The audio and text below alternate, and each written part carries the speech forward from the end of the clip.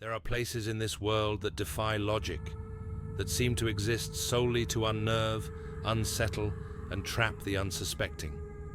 This is the story of one such place, and how curiosity almost cost a young man his sanity, or worse, his life. It was the summer of 2009. Ethan, a university sophomore, had just moved into a small apartment complex on the outskirts of Chicago. It was an old, creaky building, but cheap rent and proximity to campus made it an easy choice. What he didn't know, however, was that apartment 214, a unit directly down the hall, had remained vacant for over 20 years, or so it seemed. Ethan first noticed the door to 214 while bringing in his groceries. Its number plate was tarnished, the brass barely visible. Unlike the other doors, it had no peephole, no signs of life behind it.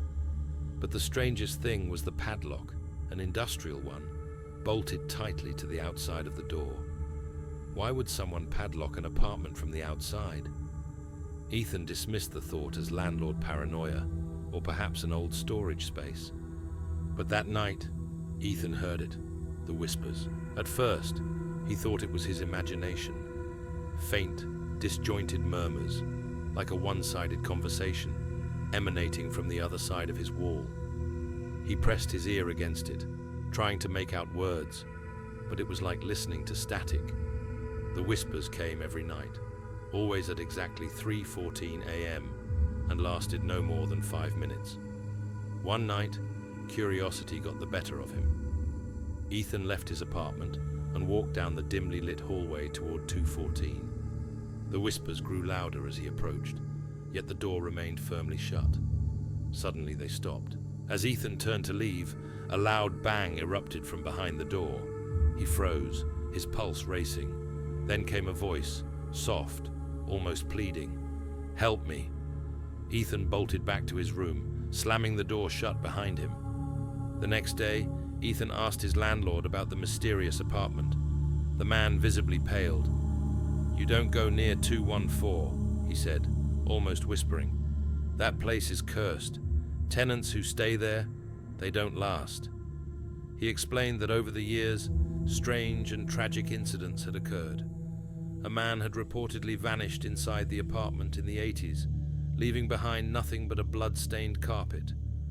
A young couple moved in during the 90s, but fled in terror after claiming the walls moved at night.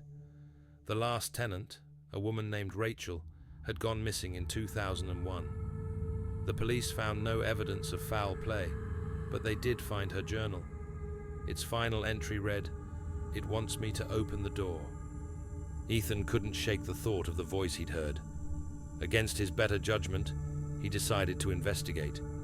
Armed with a flashlight and a sense of dread, he waited until 3:14 a.m. He approached 214, heart pounding. As he reached out to touch the padlock, it fell to the ground with a metallic clang, as if it had been unlocked from the inside. The door creaked open. Inside, the air was icy cold, and the smell of damp earth filled his nostrils. The room was empty. No furniture, no windows, just 4 bare walls covered in strange symbols etched into the plaster. Suddenly, the door slammed shut behind him. Ethan spun around, flashlight trembling in his hand. The symbols on the walls began to glow faintly, and the whispers returned, louder than ever.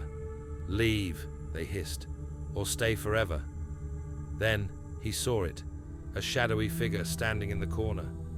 Its face was featureless, its body barely human. It pointed to the center of the room, where the floor began to crack open, revealing a dark, endless void. Panicking, Ethan ran to the door, pulling at the handle, but it wouldn't budge. The whispers turned into screams. The shadow advanced, its elongated fingers reaching for him. In a desperate act, Ethan kicked at the door with all his strength. It burst open, and he stumbled into the hallway. When he looked back, the apartment was silent and dark, as if nothing had happened.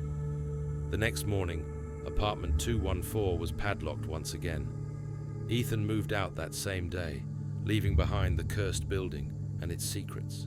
They say curiosity killed the cat, but in Ethan's case, it spared him. Yet even now, he sometimes hears whispers in the dead of night, reminding him of the room that should never have been opened.